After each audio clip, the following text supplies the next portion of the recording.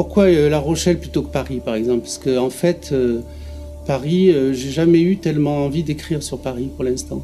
C'était une ville pour moi qui est tellement inscrite déjà dans l'écriture que pour l'instant, je n'ai pas du tout tu vois, eu l'idée ou envie d'écrire sur Paris. Alors La Rochelle, c'est une ville effectivement où je suis arrivé il y a 20 ans, où j'étais plus ou moins étranger à cette ville, puisque en fait, moi je suis de l'Ardèche, donc plutôt tourné vers les villes de la Méditerranée. C'est un port qui est ouvert sur l'océan. Et c'était une ville qui m'était d'une certaine façon étrangère. Donc j'avais envie de me l'approprier parce que j'y suis retourné quand même très régulièrement pendant 20 ans, chaque semaine. Donc c'est une partie de ma vie qui était installée à La Rochelle. Et donc j'ai commencé à écrire. En fait, ce livre,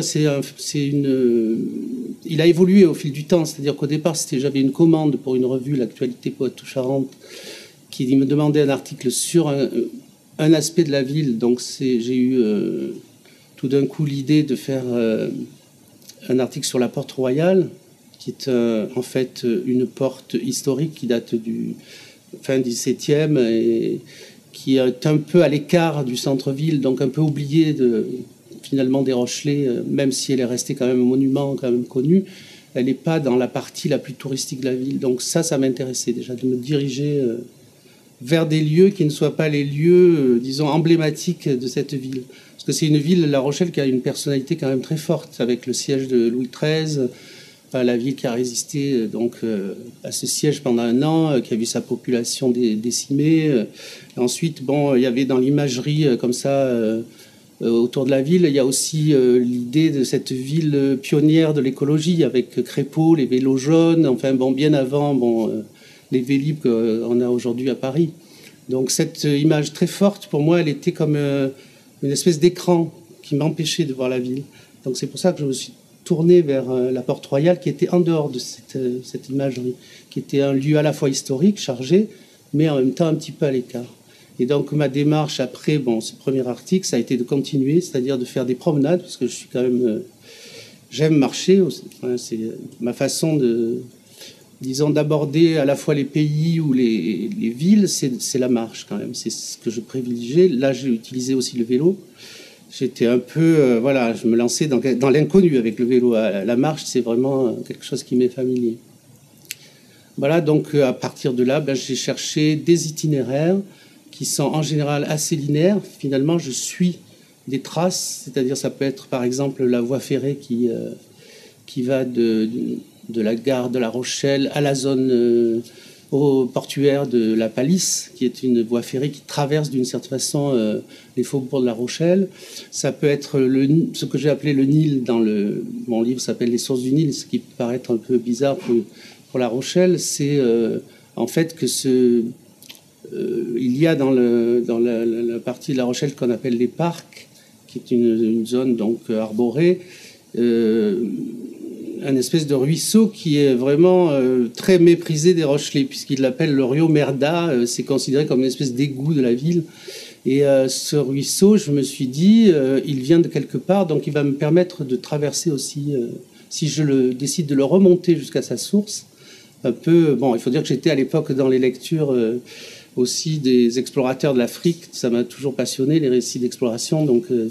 John Speke et Burton qui ont cherché les sources du Nil. Donc j'étais aussi dans cette démarche-là de vouloir me mettre dans une espèce de situation un petit peu, disons, peut-être artificielle, c'est-à-dire un peu comme quand on est enfant et qu'on dit on serait ceci ou on serait cela, et toi tu serais ça et moi je serais ça. Donc là je serais explorateur et je remonterais ce cours d'eau.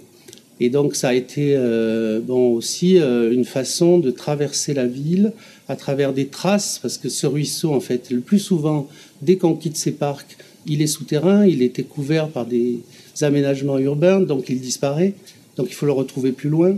Donc c'est une espèce de jeu de piste en même temps qui est presque là sans que personne ne le sache. Donc j'étais à la fois l'inventeur de ce jeu de piste en essayant par cette démarche un peu gratuite au départ, de l'amener à bien.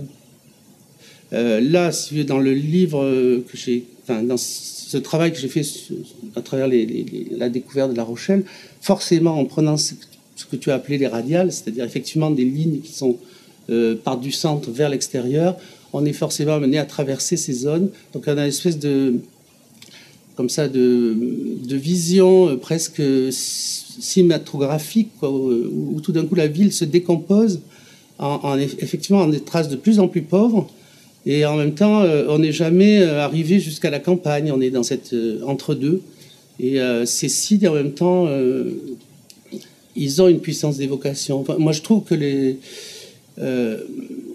que souvent les signes faibles, comme tu dis, sont les plus forts du point de vue de l'imaginaire. Le plus souvent, je voyageais sans...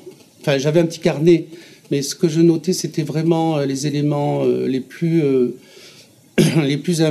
disons, les plus informatifs, quoi. Le nom d'une rue, telle enseigne de café qui m'avait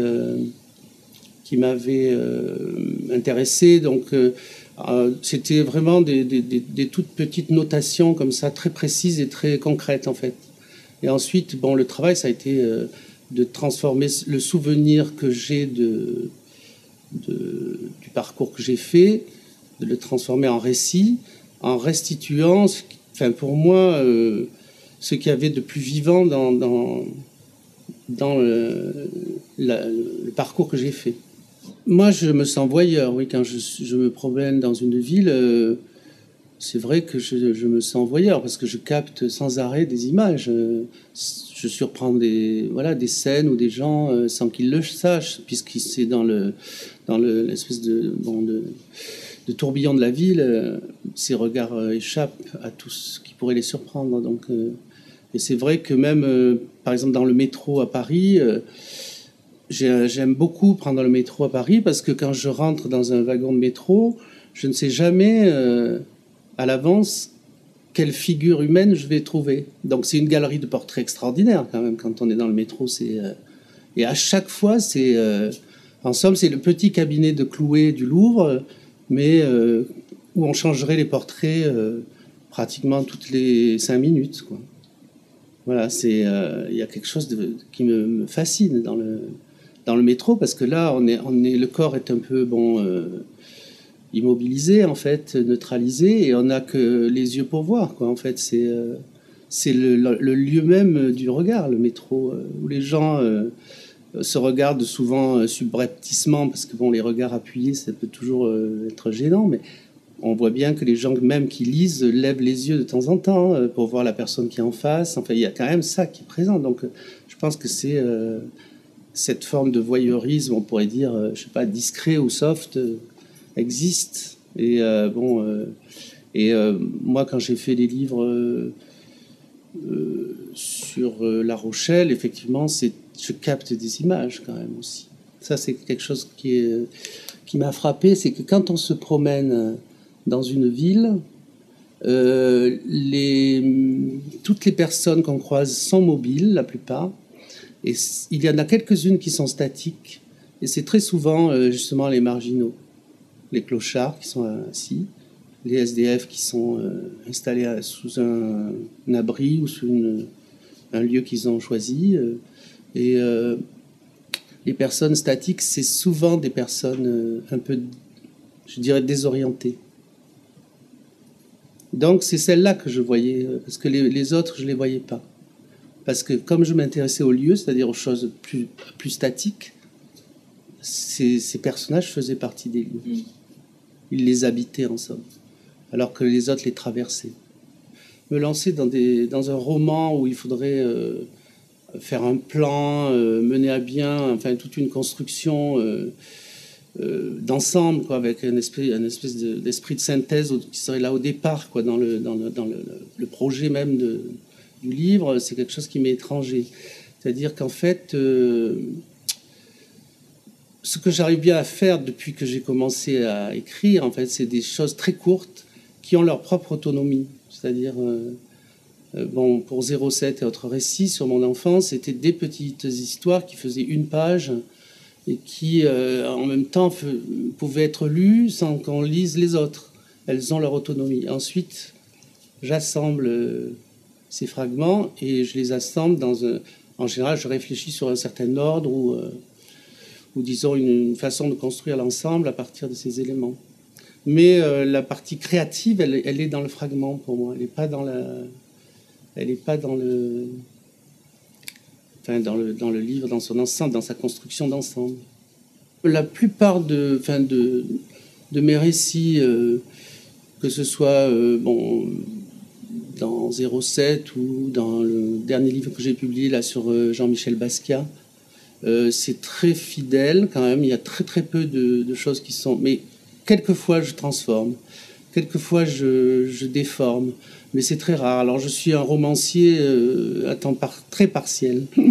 Je le fais, mais très très rarement quand ça me paraît nécessaire, mais souvent je n'ai pas besoin de le faire.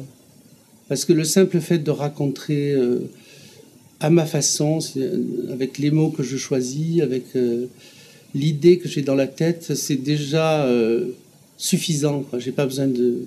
La réalité, je l'ai perçue déjà, je l'ai déformée d'une certaine façon en la percevant. Et ça suffit, je n'ai pas besoin d'en rajouter. J'ai une formation scientifique, je suis convaincu qu'il y a une réalité objective, qu'il y a une réalité qui existe indépendamment du regard qu'on porte sur elle.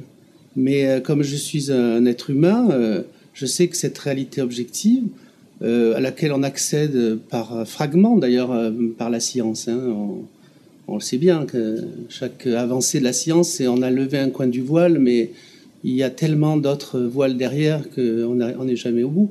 Et voilà, pour moi, c'est pas un conflit. J'ai tout à fait la conviction qu'il y a une réalité objective qui existe. Je pense que c'est plutôt la tâche de la science de l'approcher. Et ensuite, il y a la relation qu'un être vivant a avec cette réalité. Et ça, je trouve que c'est le travail de l'art, c'est le travail de la littérature, c'est le travail de l'expression au sens artistique du terme. Et, en sachant que chaque fois, cette réalité, elle a été éprouvée par un être humain, donc un être qui appartient au monde et qui a donc son objectivité. C'est une autre objectivité que celle du monde, mais c'est une objectivité du monde. En vélo jusqu'à La Palisse. Pour se rendre de La Rochelle à La Palisse en vélo, on peut choisir de rester au plus près de la côte en espérant ne jamais perdre de vue la mer. La mer ou ce qui en tient lieu, tant il peut paraître douteux que les eaux du Pertuis aient pu un jour communiquer avec l'océan. Depuis la dernière tempête de décembre 1999, qui a saccagé les quais du Mail et de Portneuf, la municipalité s'active pour restaurer les lieux. On a disposé de solides enrochements, reconstruit des parapets, confectionné des revêtements de galets. Une piste cyclable a été aménagée qu'il faut bien alors s'efforcer de suivre. Suivre une piste cyclable peut vous procurer une sorte de jouissance bourgeoise. De simples usagers de la bicyclette, on se sent soudain appartenir à une classe plus large et comme enveloppé par tout un ensemble de choses très abstraites ou collectives qui vont de la politique des transports aux associations de protection de l'environnement, des plans de circulation aux modes de gestion de l'énergie ou de lutte contre la pollution, de partis pris urbanistiques à la promotion concertée du tourisme.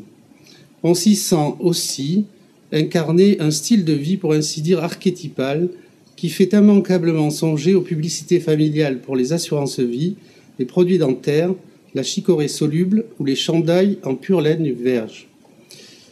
Bref, sur une piste cyclable, on n'est beaucoup plus qu'un simple cycliste, on est un citoyen dont les pouvoirs publics prennent soin, un consommateur qui sait ce que qualité de vie veut dire. Aussi bien, lorsque la piste cyclable devient un chemin, on retrouve une sorte d'anonymat délicieux, on quitte un monde de statistiques pour se retrouver en pleine nature.